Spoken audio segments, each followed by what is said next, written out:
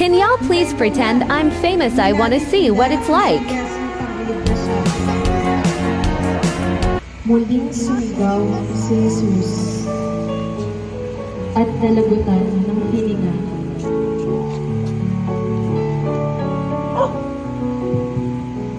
Ang mabuting balita ng Panginoon. Pinupuri ka namin, Panginoong Jesucristo.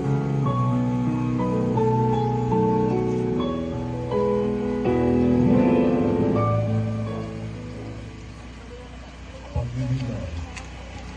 Mayroong dalawang katotohanan sa buhay na mahirap tanggapin.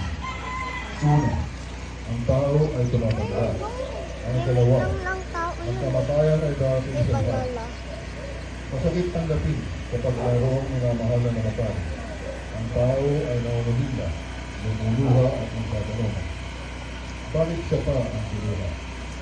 Ang ito ay hindi inakalungkot ang kamatayan, sapagkat ito ang pinto ng kaharian ng mga Diyos. Ang kamatayan ang susi upang marating ng tao ang tunay na gandahanan. Bakit siya naunuhila kung ang minamahal niyang namatay ay nakikita na sa Diyos?